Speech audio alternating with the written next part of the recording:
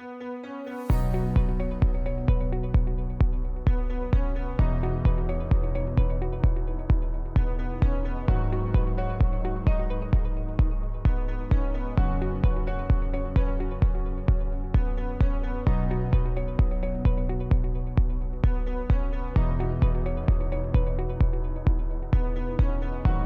guys and welcome to Hoot TV, the People's Podcast. My name is Maureen Ghetto and today we are having none other than Davis Tafari, wakili wa mtaani, and today we'll be able to get to know him better and of course know the kind of work that he does.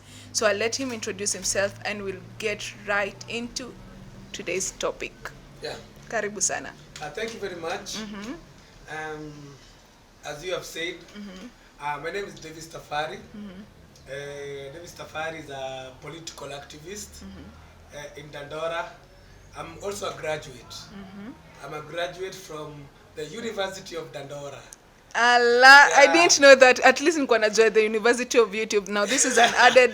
Yeah, we have the University knowledge. Of Dandora. Yeah. This is a school of life, school of experience, school of knowledge, and school of courage. Okay. Courage and love. Okay. And this is the only university among other universities in different informal settlements where you graduate with a paperless degree. So I'm really proud and humbled alumni of the University of Dandora. Yeah. Yeah. And I'm also creative director. Okay. I work with an amazing organization, our beloved organization known as the Social Justice Center's Traveling Theatre. That's where I direct together with my friends and comrades.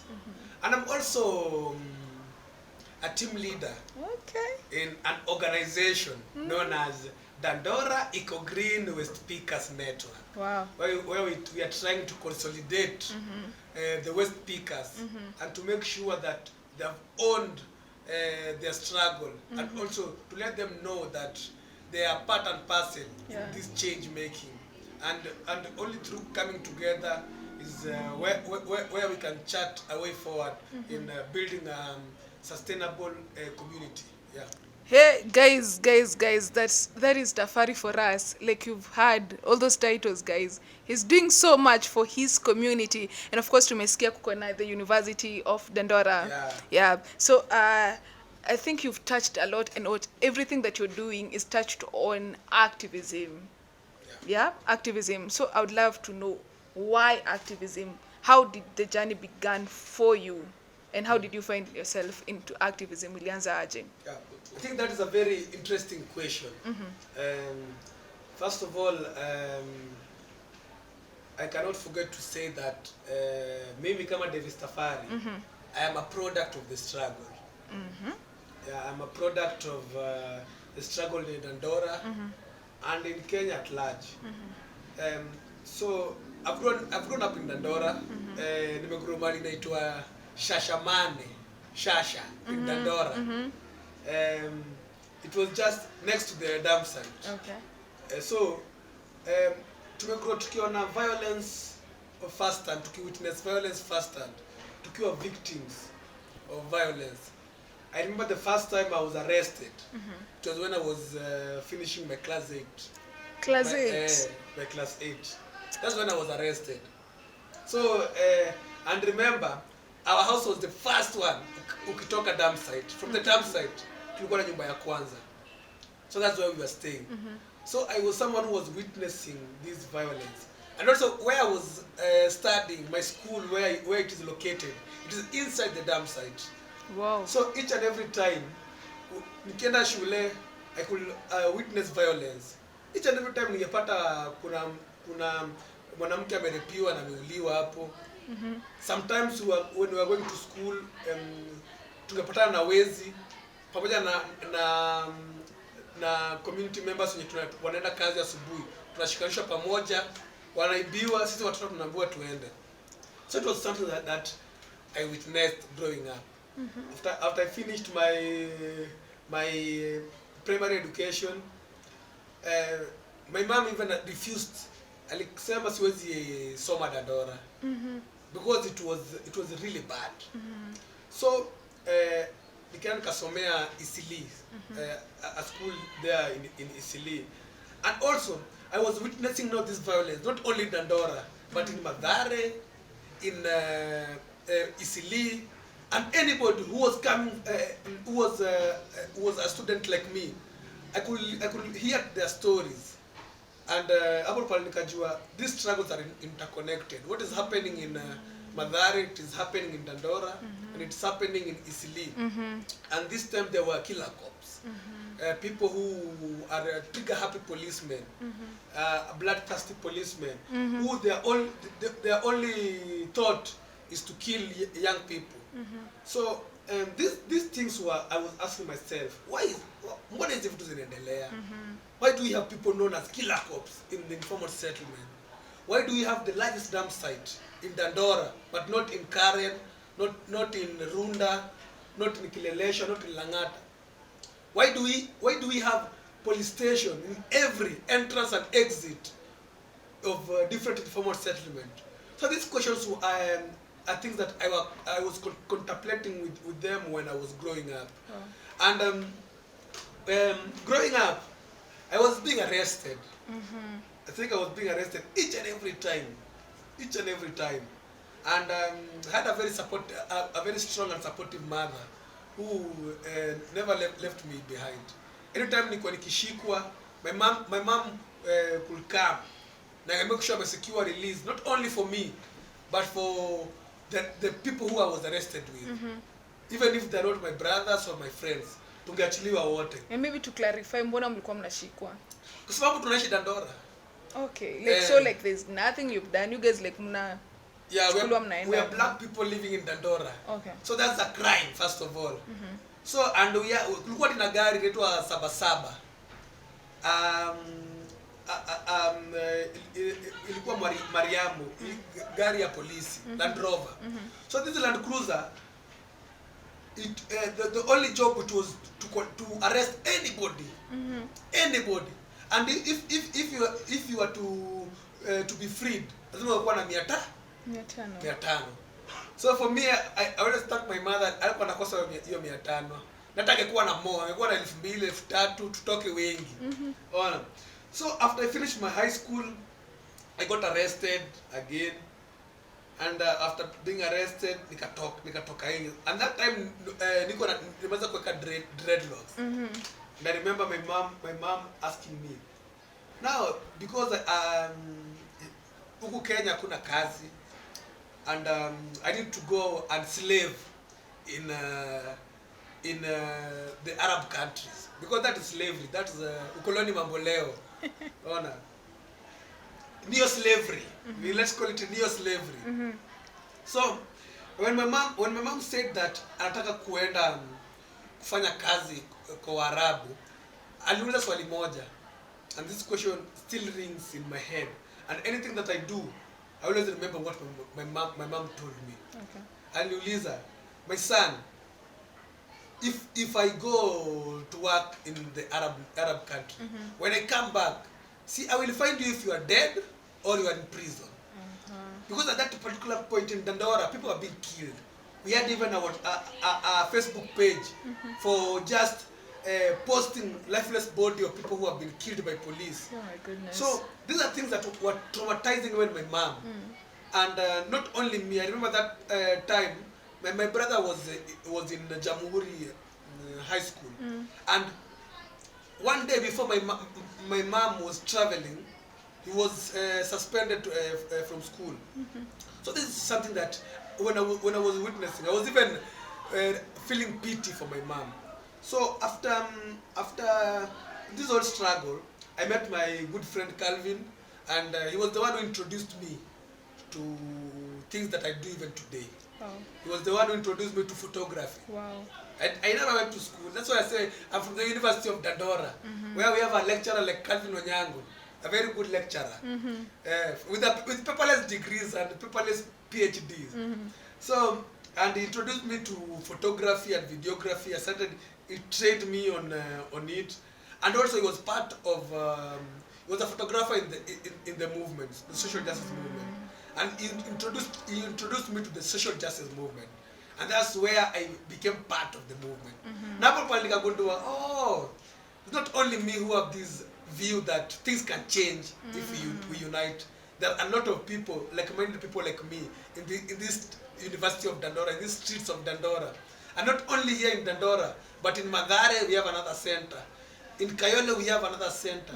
So when I joined the movement, that's where my perspective of life changed. And that's where I realized that you don't have to go to school or to have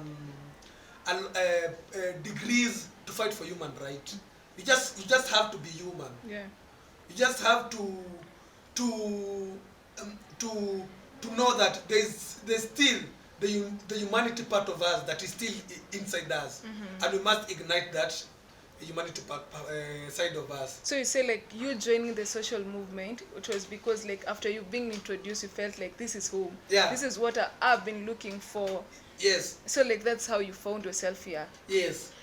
Okay. Because remember at this particular point, even my friends, my immediate friends, were killed. Some of them niliona picha zao online.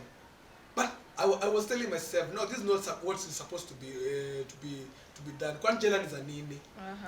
What is the reason of having this prison? What's the reason of having this court? And each and every day we were seeing politicians looting billions, but they're not being killed. So it is what encouraged me to join the movement. Okay. And also it was a movement that was forming and young people were joining. And I was among those young people who joined this movement. So like tell me about like you said you're also an actor. So in your acting and in this the whole thing about art, because you're also a photographer and you're so many things, how do you choose what issues to represent? Because we have a lot of issues. We have police brutality, we have corruption. What determines what issue to represent in your art? First of all, for me, I view myself as someone like I call myself, we are the modern day prophets, and maybe messiahs. I can say that because but the only thing we are not people who are there to help the people like Jesus Christ. No, the people will help themselves, but we are there at least to keep the wheels of revolution in motion. So for me, each and everything that I do, it must be something that is underlined and works in the interest of the people. Okay. So like in a depend, if right now we are facing this issue, this is what you're going to represent and this is what you're going to, like to raise in your art. Like this is what you're going to talk about in your art. Yeah, for example, in the traveling theater, we never talked about how we have beautiful women, how we never do performances on how people are cheating, okay, or who has the more wives, or who has more cars, or who is more wealthy than the other. That is tertiary things. For us, we look at the primary issues. Yeah. Issues that affect our day-to-day lives. Not only my life, but the life of our people. Like, do we have water? Is that a primary issue? Do we have better education? Is that a primary issue? Yeah.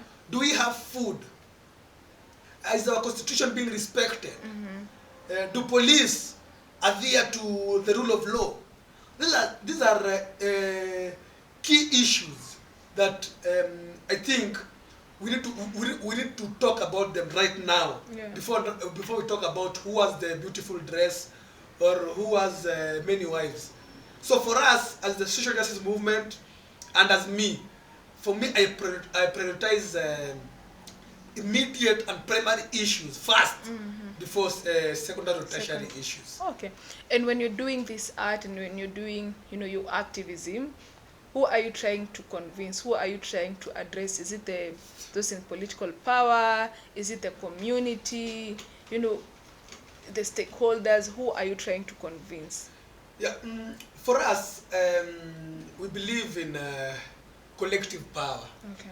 And it is very clear, and we make no apology on this, that all sovereign power belongs to The people. the people. Yeah. And who are the people?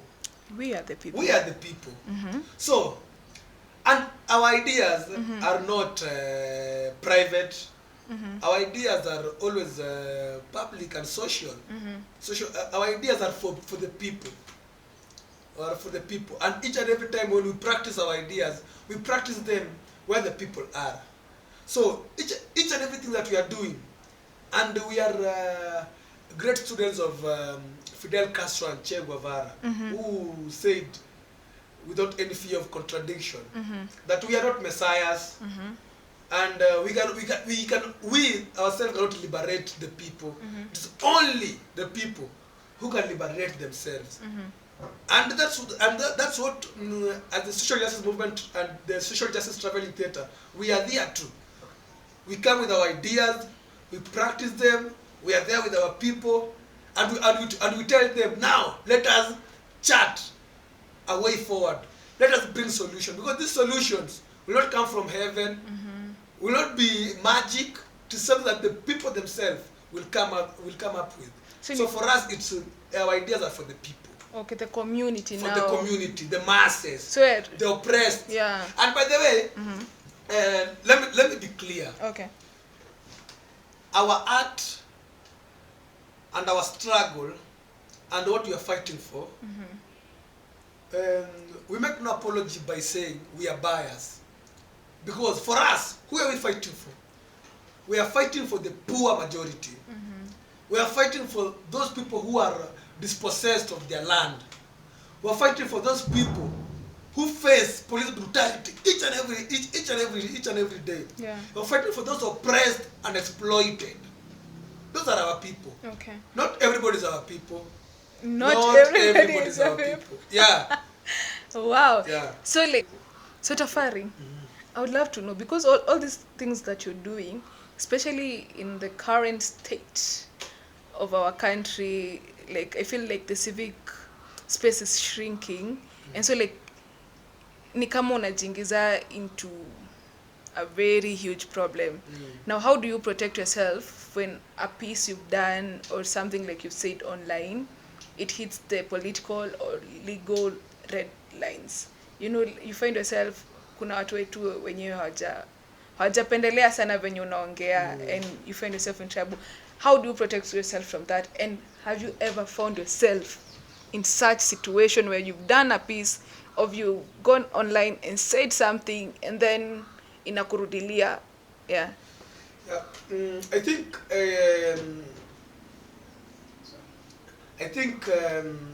it is not something new. It is something that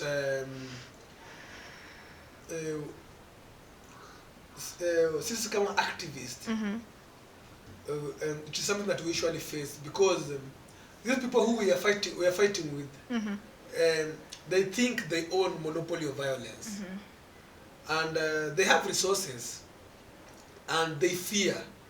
They know that if our ideas dominate, the people will take charge, and they will take over their country back from these warlords. So for me, we usually say we are revolutionaries. Okay. And as revolutionaries, we do not fear death. In fact, living in Dandora, where there is the biggest slum, where we have multinational company dumping their waste here without even knowing how it's going to affect those people living in Dandora. We usually say that we've been dying. We've been dying here in Dandora for a very long time. Right now we are just struggling to live. So there's no one who can threaten us with death, because we've been dying. Living in Dandora is not something easy. If I tell people I'm from Dandora, they should tell me, do you have a dump site in your doorstep? Just that is living a dignified life. So for us as the revolutionaries, we usually say that being in the front line is offering yourself to the struggle of the people. Tumejitolea mhanga kupigania nchi yetu na kumake sure nchi yetu imebadilika. And for us, what always keeps us going, it is the community. We have a good response from the community, because right now with art, with theater, we speak their language. That's the simplest language that those people who live in Dandora, those people who live in Madare, those people who live in Korogosho, in Kayole, in Mukuru, what they can understand is art, is music, is that theater that we do, is poetry, spoken word that we do. It is these murals that we draw. So for us, we usually get our energy from the people. So you say like the community, it acts like a shield for you guys. Yes, it acts like a shield for me. Okay. Also, the second thing is that right now, as the Gen Z, we've tried to do things differently. Okay. Not like the old guards have been doing their things. Right now, we have the social media. Yeah. We are very, very active in social media. And we don't take social media for granted. And for sure, the next revolution will be televised through the social media. It will be seen in TikTok, in Twitter, in Facebook. So for us, social media is one of the strongest instruments that we have in our possession as the young people who are fighting for dignity and human rights. The other thing is having genuine allies. For us, we value solidarity more than charity work. We value solidarity more than philanthropic world. For us, solidarity comes with genuineness, comes with love. But charity, no. It doesn't. Charity apana. The only thing that we allow you to use charity is if you are naming your kid. Name him or her Charity. Tafari. But for us, we prioritize solidarity. Okay. And now, like, would you say, or my question is, what are some of the practices? Is it like the messages that you send, files, like which what practices zenye zinakufanya put you in the highest form of risk? Like, do you feel kama ushekwa? And also, do you have any scenario where any of those forms, messages, files, have been tapped or have been surveilled? Yeah. For me, I've suffered. Tell us about it. For me, I've suffered in the hands of the tools of oppression. Give us the tip, please. Yeah. Like right now, it is 3 months, 7 days since I was arrested. My phone was confiscated illegally without any court warrant. Until today, my accounts have been blocked. I cannot access my accounts. Wow. And I still receive threats from goons. Right now they're using goons even more than police. Even the police themselves are goons. So I have been a victim of police misuse of power because of trying to silence voice of dissent, and me being one of the voice of dissent from my community. Okay. In 2024, but then we played a very important role during the Gen Z uprising. I think on 18th, we were the first people who came out, and they called us, you people are children of rich people, and I asked myself, I'm Dave from Dandora, am I rich? Nimetoka tu Dando. Wengine wale mlikuwa mnayotoa KFC. Wakatutama KFC tu, nani ilipigwa na njaa? Mimi siku niko na aucha, nimezunguka town. Town mzima. Alafu napata usiku unaitwa ati KFC babe. Mimi, surely. Ona, wakasema tutatumia iPhone. iPhone and I'm using iTel. Maybe they confuse between iPhone and iTel. Yeah. So, and that's what motivated us to come back again on 20th June, and that's where we had our first martyr, who we will never forget, and we will never betray. We never betray this struggle, because of Rex Masai, Denzel, and every other person was lost his life for the journey of better Kenya. So on June 24th, on July 24th, I was abducted when I was coming from where I was sleeping to when I was coming home. Okay. Nilikuwa abducted by Mr. Ruto militia. Who is that? Ama ni mimi sijui, like, is it like a renowned person? Mr. Ruto, it is alleged to be our president, but he has a militia. Okay. He has a militia. Those people who arrested me, they was asking me, why are you fighting the president?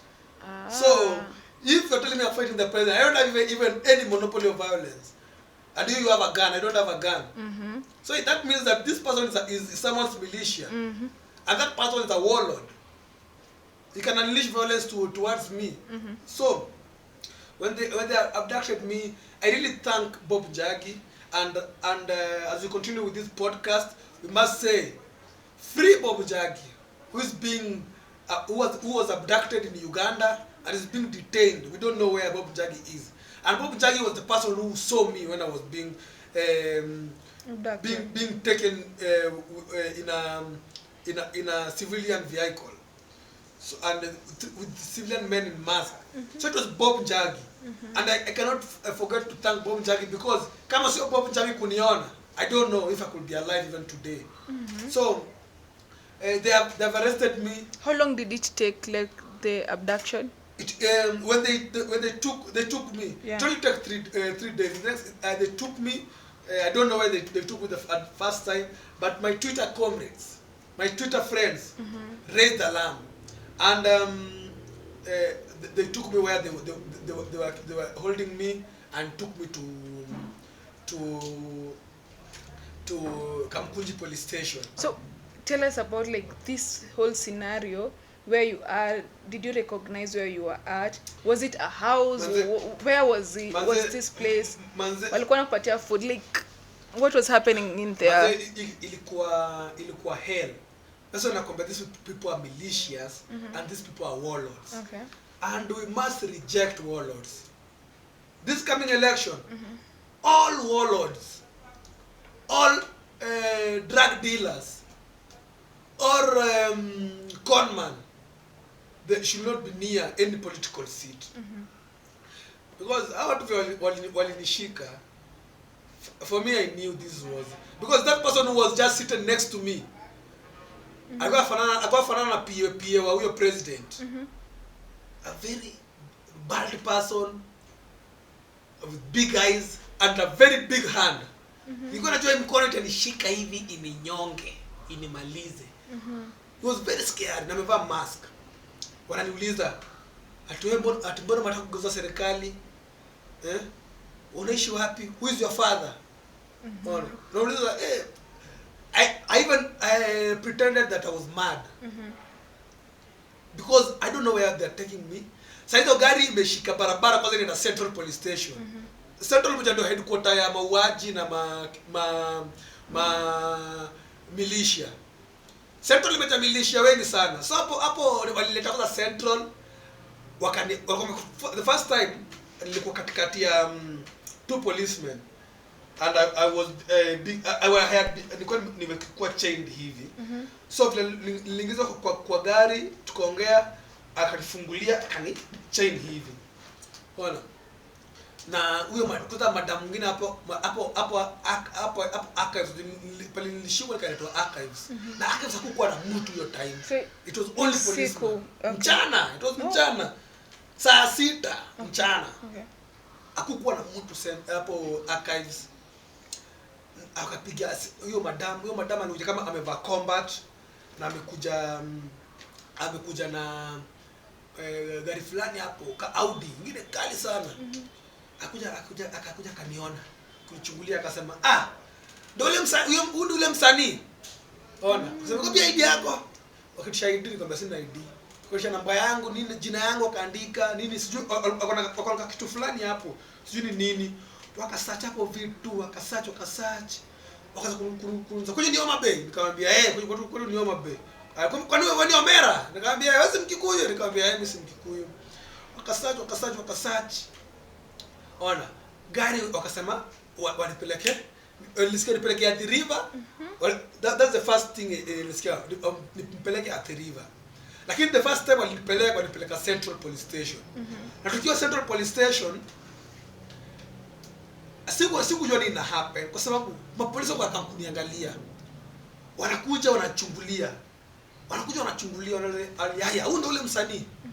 Wakaanza msanii.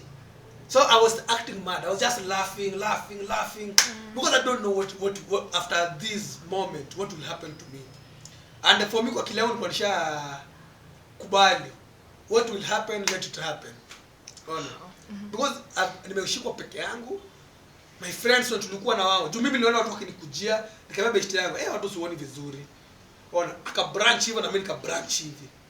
Ku branch tu nje fulani hivi. Kumbe there were people hapo mbele. Kuja hapo wakanitoa mask, kofia na mask. Wao tunatafuta. Ona. And just immediately after niliweka simu yangu on. So Safaricom nafaa tuambie nini wanafanya. Is it a better option or is it the abduction option? Wow. So that's a very important question. So wakanishika wakanini gari hiyo highway kwenda kanyagiwa hiyo highway ya kwenda Mombasa Road hivyo. Tukaenda nikafika mahali wakaniingiza kwa ni kama a police post. Sijui atalikuwa wapi. Lakini for me I remember before tuende walikuwa wamesema at the river. So maybe I remember at the river. Kwa room fulani wakanishika wakaniingiza kwa room fulani. Afu room nikaingiza tu kadogo. Unaingia unapata tu some small police afu naingiza eko hapo ndani. Nikakalishwa hapo like around 5 to 6 hours. 5 to 6 hours nikakujua usiku hapo. Sikumbuki ilikuwa ni masaa ngapi. Simu yangu tayari imechukuliwa. Nikiuliza simu yangu ananiambia simu yangu imepelekwa DCI. Ona wakanichukua ananiambia wewe nani anakulipa wewe? Because Twitter hiyo masaa Twitter imewaka. Wakanichukua nikasikia huyo mkubwa kusema alikuwa anatakikana Kamukunji. Ona wakanitoka Kamukunji nikapelekwa. I remember nilikuwa nimefungiwa in one cell na bodyguards wa Jimmy Wanjigi. And tukafungiwa hapo nikachukuliwa wakachukua my fingerprints wakanipiga picha. Each and every time na hadi saa 7 usiku nakujiwa. Rasta kuja. And the only thing wananiuliza who is my father? Ni kama huku Kenya lazima ukuwe na baba yako ndio uweze kusurvive. Ya pili pia walikuwa wananiuliza who is paying you? Bwana, who is paying you? Watu wazungu gani wanawalipa? So these are the questions that lakini haikuni kufisha moyo. Nilisema those people fear what we are doing. And if me I'm just one of the foot soldiers wenye na intimidate hivi, what about tukakuwa 1,000 of us or 1,000,000 of us? They will run. Watatoka mbio sana. So like you says like you're the fear of surveillance, it affect like your art at any it has affected kwa sababu first of all I'm a very lonely man. I had a very beautiful wife, a very beautiful girlfriend. Nilikuwa nampenda sana. But aliniacha kwa sababu akisema I fear utakufa uniache nikiwa mjane. That ilikuwa iliniumiza moyo sana. Okay. Pole. Lakini pia mwenye tunasema mapenzi yenye tuko nao sana ni mapenzi ya kupigania nchi. Wow. The love for our country. You're very patriotic, you know. Is greater than the love of me and you. Yeah. You can leave me, but me I won't leave my country. Okay. Maybe if I die, and if I die, I'll be buried in my country. Okay. So for me, it has affected me as I had to shift in one particular moment. Una shift, unaenda kuishi mahali pengine hujazoea. You don't have money, upati pesa, inabidi tena urudi hiyo mtaa yenye ulikuwa unaishi. Kwa sababu at least huko you have landlords wenye watakuelewa. Utawaambia hey, mwezi nipe hata siku 10 hivi I'll pay you. But ukienda uishi mahali pengine, they don't understand, they don't know what we are going through. So it has really affected with all those challenges, like what does this fear of surveillance, has it affected the art itself in the manner that if you're this vocal about something, now you feel like if I have to do something about, if you have to talk about this issue, lazima tunaiweka, you know, like we're talking about the issue but see venye kila mtu like utaielewa directly, and also like ama pia your medium of sharing now the content unafeel sasa we have to go anonymous, you know, like kuna hiyo censorship. Has it really affected the art? I think it has affected positively. Yeah. You know, we are revolutionaries. Okay. And we don't fear even being arrested or being surveilled. And we know that sellouts, we know that surveillance spies will be there. We know that threats will be sent towards us. But we are not cowards. We cannot fear them. So for us, it has even made us continue to do our work even more and more and more. Like right now, as the social justice movement, right now we've started a campaign on making sure that the 15 million of us are registered voters. And it is our mandate, without any funding, the Social Justice Traveling Theatre has started an initiative to do performances in the street to sensitize the people that they need to be armed with their voter registration card. They must register as voters because Ruto must go, bad governance must go, corruption must go, police brutality must go. We need a system overhaul. So right now we have a limited time. For us, we have limited time, and we cannot despair, or we cannot be coward. Right now, we must continue even harder to push and to make sure we have the people on our side, and our ideas have dominated, and our ideas are the ideas that the people trust. So these surveillance are just bygones. I think it was not the first time, and it will not be the last time to see the oppressor using surveillance and using censorship as a way to silence dissent. But for us, we must try and use creative ways. If you silence me on Twitter, you'll find me in Dandora Phase 2 ground. If you silence me on TikTok, you'll find us with a traveling theatre doing a participatory theatre performance in the street of Kayole. If you arrest me, I know my comrades will pick up the struggle and do a performance in Madare or in Mukuru about police brutality, about forceful evictions, about corruption, and every issue that is affecting the people. So for us, the surveillance, the censorship, the arrest, the threats only keeps us going, only keeps us do what it is right, only keeps us close to our people, because they are not our enemies. The only people who are our enemies are those people who are surveilling us. The few corrupt warlords, the few corrupt politicians who are afraid of us and are afraid of our ideas. Yeah. Just going off topic a little bit, and like this is an opinion-based question. Do you think if we are able to get Ruto out of the government, we'll be at a better position as a country? When we talk about Ruto, Ruto is not an individual. Okay. Ruto is a system.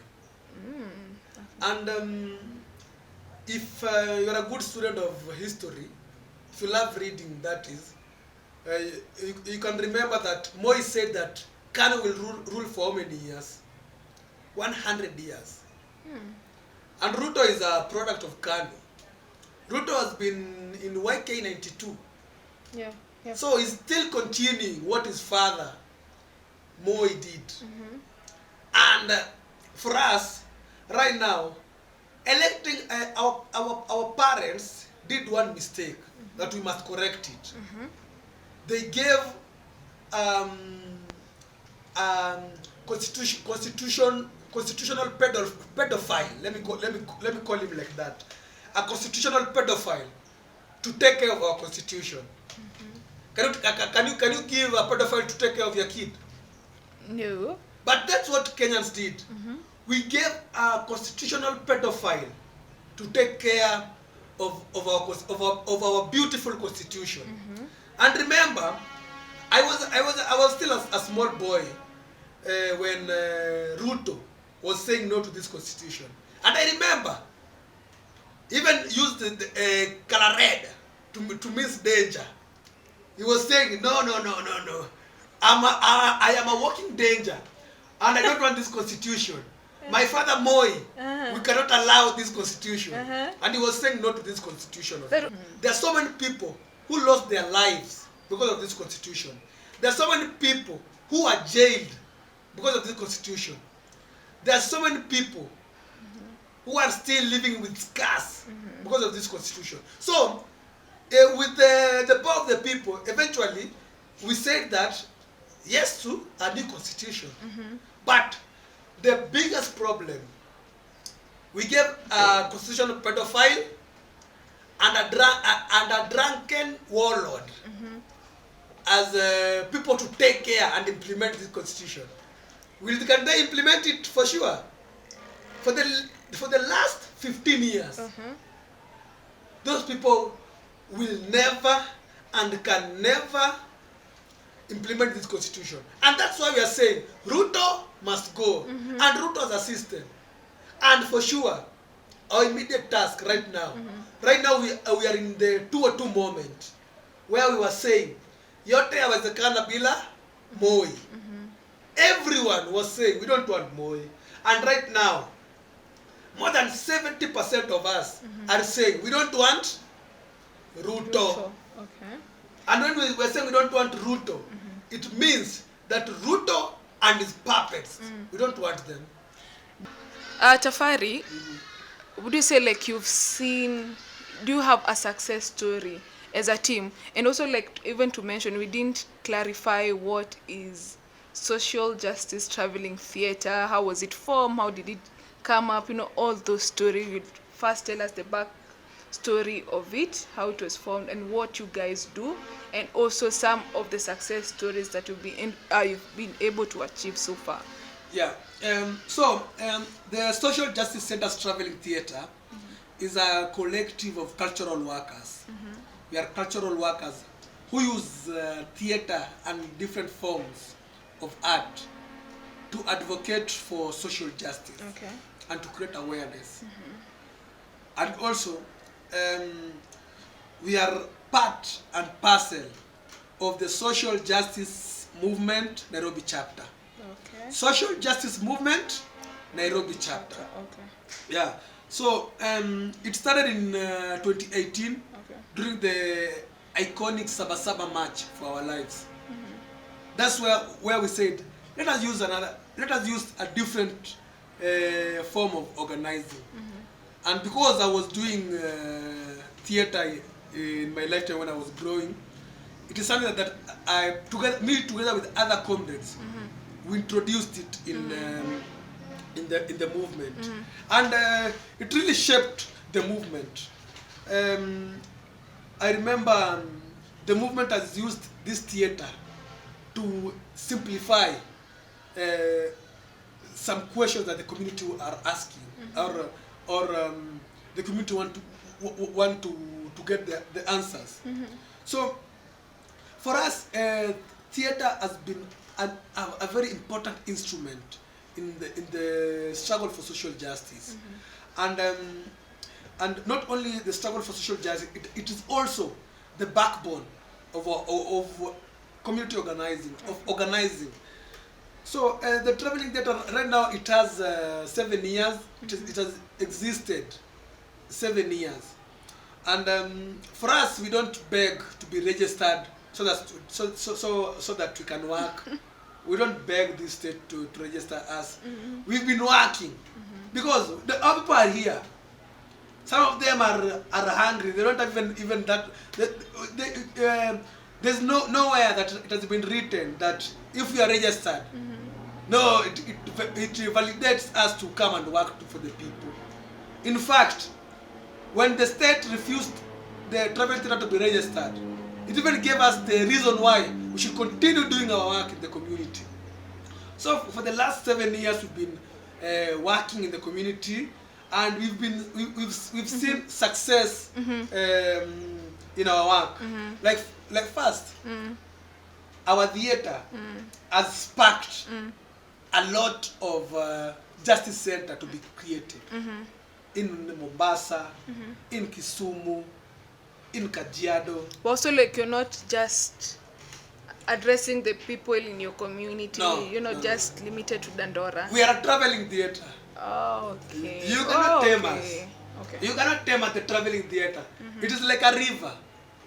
It is like a river. If you try to block it, you will find another route. So, if the government try to confiscate us in Nairobi, we try and go to Mombasa, and we do it in Mombasa, and it sparks conversation, and also it brings people together. So the traveling theater has been an important instrument for recruiting people in the informal settlement to join the movement. And we've seen people joining the movement from being a victim to being a survivor and now being a defender of human rights. And also, the traveling theater has played an important role to document history. Because we must document our history. Sure. No one will document our history. Those people from Harvard University, those people from Cambridge University will come, write their thesis here, and go and make money with them, and even distort your story. So for us, we believe we are the writers of our own stories. We are our own organic intellectuals. We must write. We must document our history.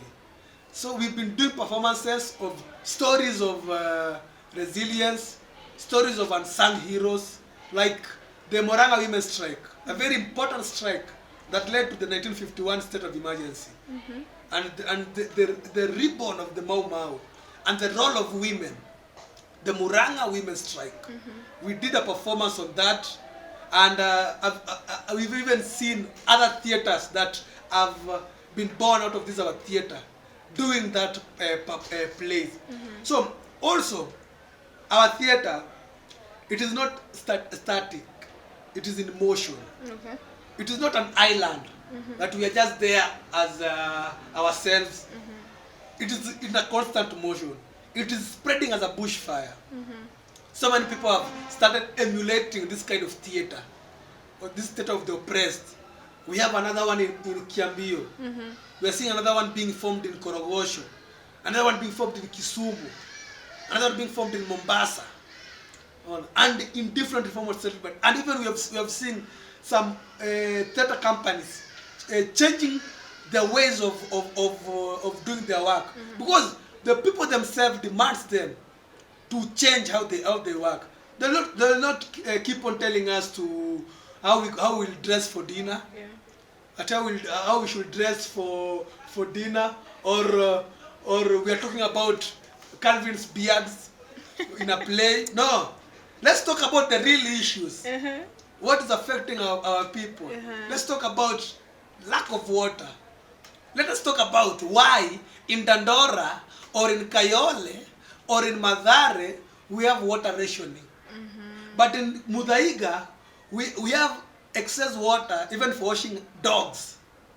Even for washing the wadosi wako na maji ya kumwagilia umbwa. Dogi ya mdosi inaoga kuniliko mimi mwenye naishi Dandora. Jumi niko na water rationing. Inakam twice per week. Lakini mdosi akona maji ya kuosha gari. V8 yake, Maybach yake, akona pesa ya kuosha. Akona maji mingi sana. Akona maji hadi ya kumwagilia manyasi. Na mimi sina maji. So these are things that we must continue to advocate with them through our theater. The traveling theater has inspired a lot of community members, a lot of organizations, and it is now a very important tool in our organizing. And for me as an individual and someone who has been part and parcel of our beloved organization, the Traveling Theater, I'm a very happy man. I think right now, because for us we usually say change like death is inevitable. Kifo ni kama mabadiliko. Hautawahi epuka kifo. So if right now, if anything happens, I die today, I'll die a happy person, because right now, what we started as packed conversation, has packed another organization just similar to ours, has changed lives. I think our theater is the only theater that the community members have offered to give it a space. Where we are based at right now, we have been offered by the community because of the good work that we are doing. That's good. So these are things that inspires me as an individual and also part of that our beloved organization. And also we usually say, as a leader, who are you mentoring to take up the mantle when you are down, when you are not around? So for me, I have created leaders in my circle. Right now we are building a very important organization for the kids, known as Dandora Dumpset Kids Club. That's a product of a struggle. I'm part and parcel of it, and I've been playing an integral role in shaping it up. Wow. And right now, it is something that will change the life of kids in Dandora. So for me, I know I'll die a happy man. Wow. Someone who not only has amassed a lot of wealth, someone who has stolen people's wealth or has 10 Bugattis, 5 wives, no. But someone who devoted his life in the struggle of my community. And I'm not perfect. I have my own challenges, but at least each and every time when I wake up, I usually tell myself and pray to my ancestors, Kimathi and Oginga Odinga, Pioga Mapinto, that they should be next to me. Let me not compromise. Yeah. Okay, I think I really love what you're doing, because you're not just seeing now like what you are facing right now. You're able to see past now. And even now raising the kids, it's make sure like there's continuity of what you're doing, so it won't die. And so like I want us now to shift to another angle, to know you as this citizen journalist. Why citizen journalist? How did you find yourself there? You know, how did it start? For me, being a citizen journalist it was inspired by my friends. I think it is very important who you call your friends. I think that's an important thing, because with good friends, it can even change your life. It can even change how you view things. Remember when I started, I said that I started doing photography through my friend Calvin, and he's the one who also introduced me to the movement. Oh, okay. The movement. Okay. So we've been for quite some time we've been doing doing videos, doing journalism in the community, and also for us we were asking ourselves, how can we shape this? How can we be an alternative voice for our people? Because this mainstream media is owned by those warlords. This mainstream media is owned by these drug barons. So we must have our own alternative media that will help us to give our own narrative, to say our own story. That's why we started. And without any fear of contradiction, I can say I'm a co-founder of Hood TV. Wow. Yeah, that's why we started Hood TV. And it did an amazing job. I remember during COVID, we did a video that even was used as a case study in Cambridge University. Wow. It was known as Dear Mr. President. It was a letter to Mr. President, because the only thing the only solution the former president, who had no idea at all, did was to unleash violence to the people who he was supposed to protect. So for us as citizen journalists, our role was to make sure that we counter that we respond to what was happening, and that's where we used Hood TV to shape this narrative, these stories. We did actually we sacrificed and traveled in different informal settlement, doing stories, covering them, doing state of the hood, knowing how our hoods are each and every time, doing vox pops, doing vines. We're doing them, and it also helped me because I was nominated for the Human Rights Defenders Award because of my work that I was doing with Hood TV. Wow. So it is something that it was very important, first of all, and it is something that I do until now. I'm still a citizen journalist, but right now I venture mostly in theater, because my focus right now is building theater and the kids. But journalism for me is a very important tool, just like theater, because right now if we talk about alternative media that gives people's voice, that talks about the real issue, you cannot forget to mention Hood TV. Hood TV is one of those online platforms, and it was also a product of the struggle. It was also a product of the people. Those people who have built Hood TV are not from another planet.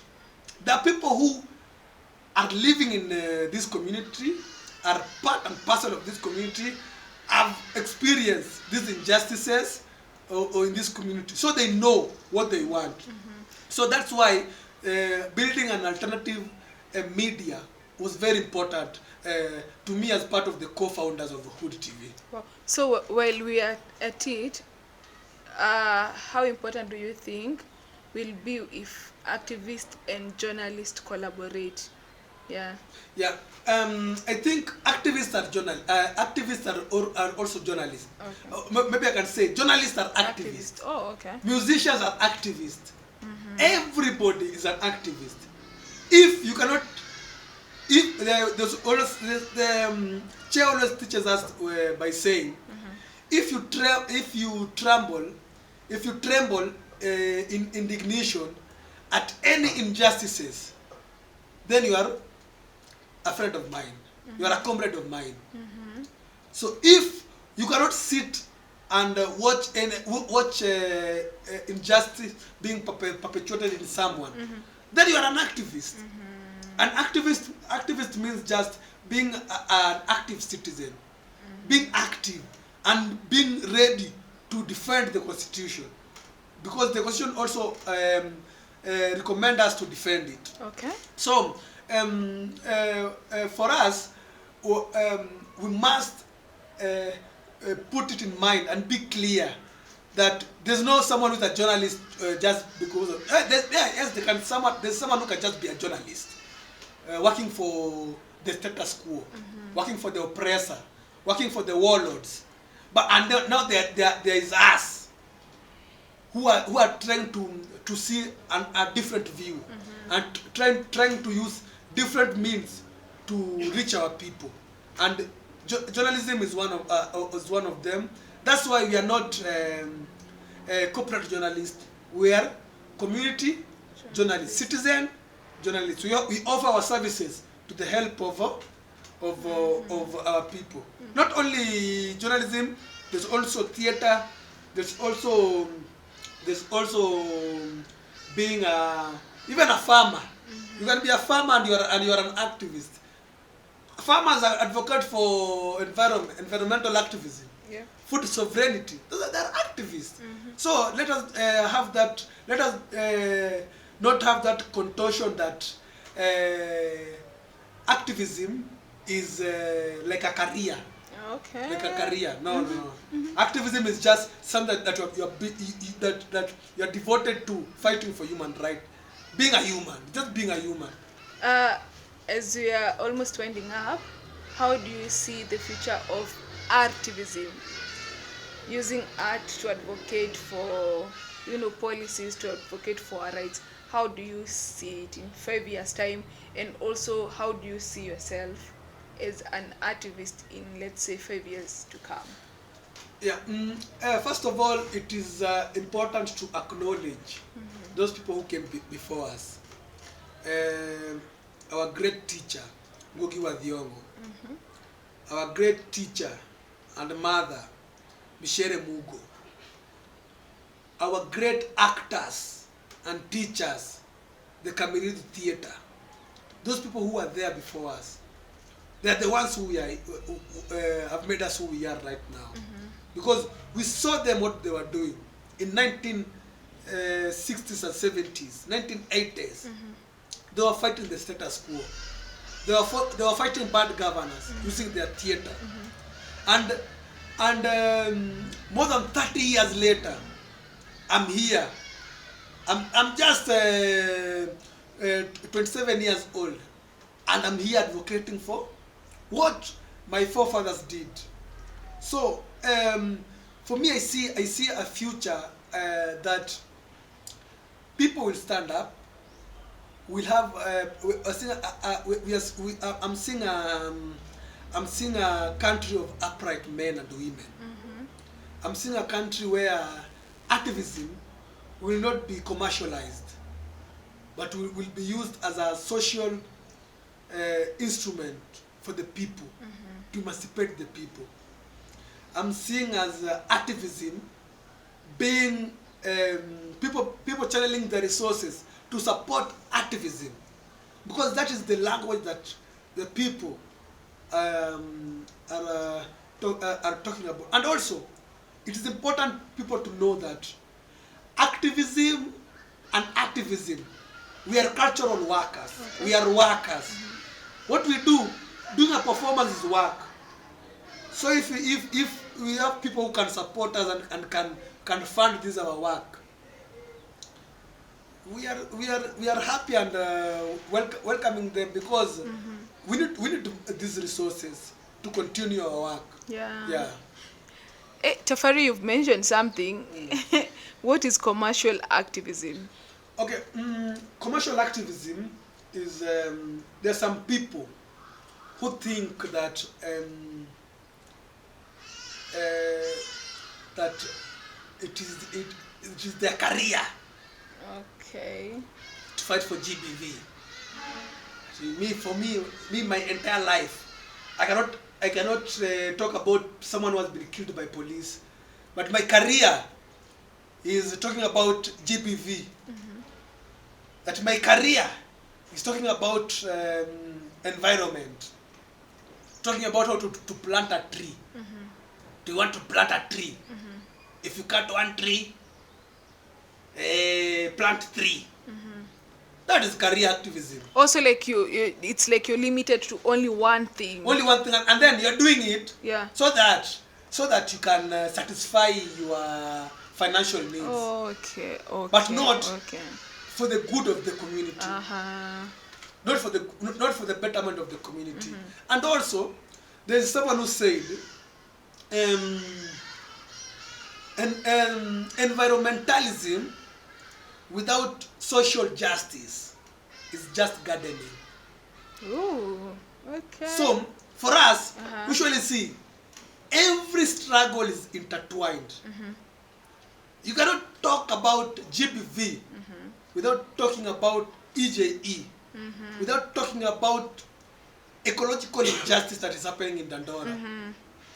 So these all things are intertwined. And if you are an activist, and a genuine activist, you must realize that everything is interconnected, and I cannot limit myself in one thing, forgetting the other. I cannot be smart in fighting for environment, but at least let me understand that environmentalism without social justice, without talking about social justice, it is just typically gardening. You're doing nothing. Right now we can see each and every, even our forest, being dominated by exotic trees. Indigenous trees have been cut down. Medicinal trees, right now we cannot, because right now we're just saying, let's plant a tree. What is that? That is nonsense. What do you have to tell these people who feel, I'm not an activist, I just want to live a peaceful life, I don't want to engage myself into something that will put me in trouble, and like I don't care what's happening, I just want to live my life. What do you have in for Dandora, these people? Because I'll be vying for the Dandora MCA seat. Wow, okay. I have one mantra, and that mantra is, tunajenga mtaa ya watu wajanja, hatujengi mtaa ya watu bongolala. We are building a community of smart people, of clever people, of clear people, people who have clarity. We are not building a community of fools, of sycophants, of warlords. So anybody who is saying that, oh, maybe that's not my thing, someone who thinks that politics does not concern him or her, he must consider him or herself as a fool, and not an idiot, and not only a political idiot, and a very genuine political idiot, and a very self-proclaimed political idiot. Because you cannot tell me that you are just okay. You cannot be okay. Even if you are okay, it means with the status quo, it means that you are part of it. You are part of this oppressive system, or you are mad mentally, and you should go and see a doctor. So anybody who is saying that politics does not concern him is not an activist. He has a long way to go, and he should seek medical advice. How do they understand that, okay, this thing, it's not just these people's thing, like it's not just for this particular group of people who fights for our rights, like this is something that we should also be involved in, like, you know, because there are people who genuinely don't know, why should I endanger my life, you know? So how would you make it clear to them that, guys, we need to join hands, we need to join this movement to fight for our rights? Yeah, it is just really simple. Okay. You know, Thomas Sankara was a really great man, and he built Burkina Faso in only 4 years before he was assassinated by his betrayer friend, Blaise Compaoré. And Thomas Sankara says that a soldier without any political or ideological clarity is a potential criminal. So here in Kenya, if you don't read, if you don't engage yourself in what is in politics of today, even if you don't even read a magazine, a gazette, if you don't watch news, if you're not in Twitter, seeing what is happening, if you're not in X to know what people are doing for Kaluma Boy, then you're a potential criminal.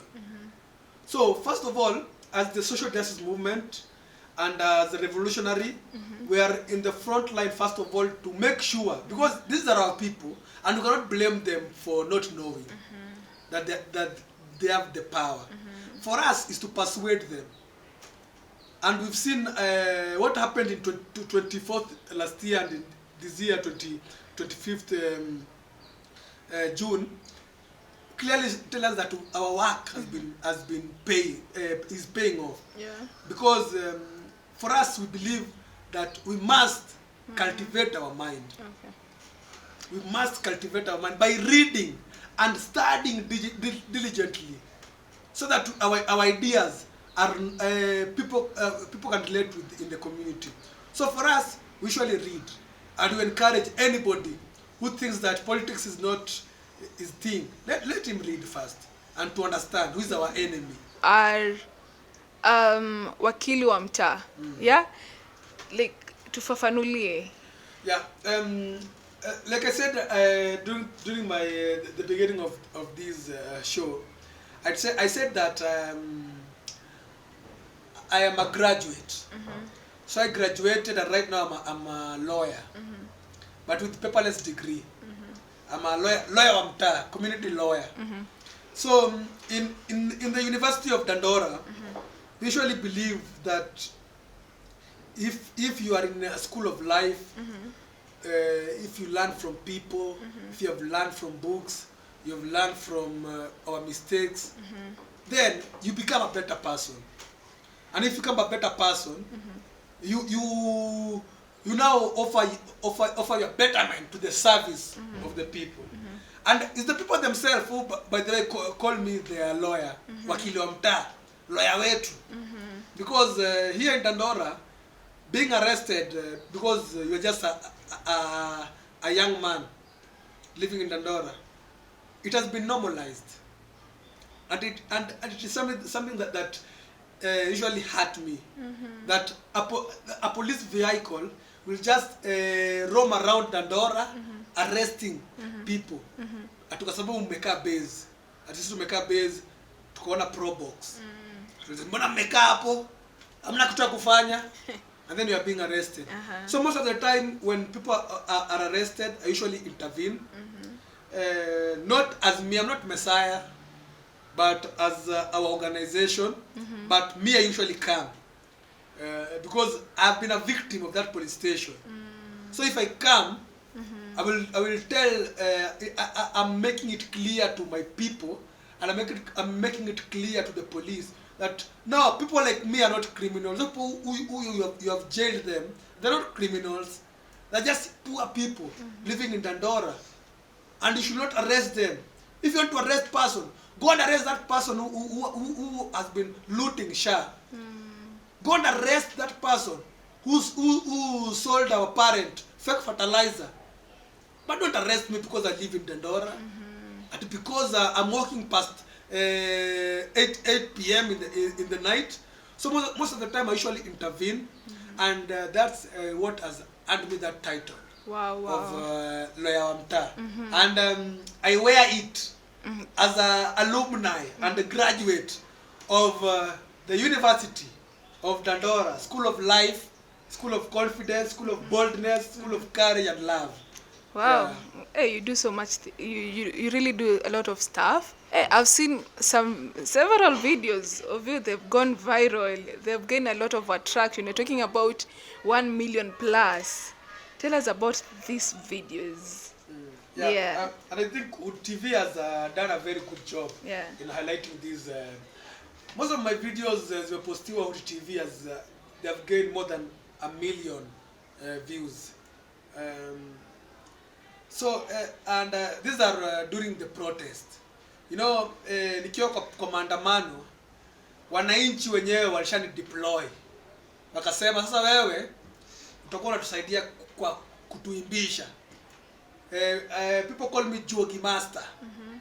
Juogi Master. Juogi ni nini? Juogi is spirits. So when we are in the streets, you know, sometimes ukipigwa tear gas, upigwe na baton, alafu leaders wetu wawili watatu wakuwe arrested, nguvu inaisha, power inaisha. So role ya mtu kama mimi, kama Juogi Master, ni kurudisha hiyo juogi, kupump moto. So unaona wale watu during the ile time ya kulikuwa na train ya moshi, gari ya moshi, kulikuwa na wale watu walikuwa wanaweka makaa. Okay, yeah. So yeah. sisi wao watu kuweka kuongeza kuni, yeah. kuongeza kuni. So mara mingi we have source of the struggle, and I think I forgot to mention this, and I am part and parcel of a very serious organization, a very serious band known as the Social Justice Band. And this is the band of the people, using people's music. Wimbo kama Zakayo wafanya nini, Zakayo atumaliza, chimbua tumtupe Zakayo, chimbua tumtupe Zakayo, na tunamtupa 27. So these songs tukiziimba kwa street, Yeah. and when we sing them, I have one thing inakwanga nayo sijai kosa, and each and every time when the police wakichukua, I go and buy another one. What is that? It's a megaphone, my only weapon that I have. Very armed and dangerous. I'm armed to the teeth. Niko na auja. Do you know auja? So like megaphone. Could you fly like you Yeah, amplify your the voice? megaphone. So when I use that in the streets, I tell people, comrades, power. Now the time has come to go and occupy parliament. The time we were waiting for. So this is to give people sight and to also give people direction. So most of the time when we are in the streets, we usually use music, we usually use satires to arouse the energy and the spirit of our people. And not only in the streets, also when we are doing our activities, when we have people's assemblies, we usually sing these revolutionary musics to try and remind us that we are not alone, that this struggle is continuing, that we'll never despair, we'll never give up, just like Kimathi never gave up, just like Pierre Mapinto never gave up, and us who are Kimathis of this time, we should not give up through this our music. Yeah, so and we've seen positive impact. It has gained over 1 million plus. Millions and millions of Kenyans have listened to this music, and even some usually sing this music. When I walk in my community, someone will come and tell me, Wakenya mkoja, Wakenya mkonja, and then they start saying tukonja, because there was during a particular protest, I did in my submission I used that as what to rally people. Wow. And that music by Juliani is a very important music to us. Utawala. Niko njana tuwezi karanga. Now, like, what is your encouragement to people who have given up on this in their fight for justice because they've been silenced, they've been threatened?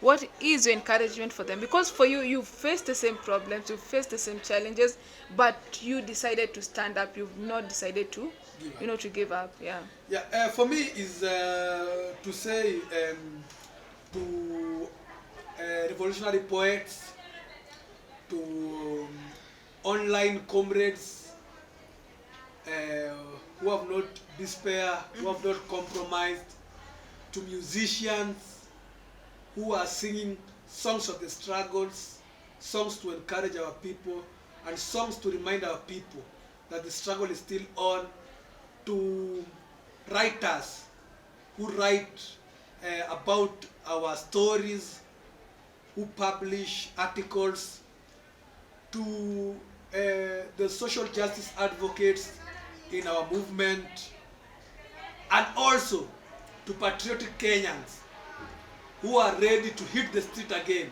when we say now we are coming the third time and the only last time to remove this rotten system. Okay. I want to tell you that we have no time to despair. We have no time to despair. Homeland or death. Thank you. Now I want to give you this chance because you said you're vying for MCA. So like I'm giving you this space now to talk to your people. What do you have to tell them? What are you selling to them?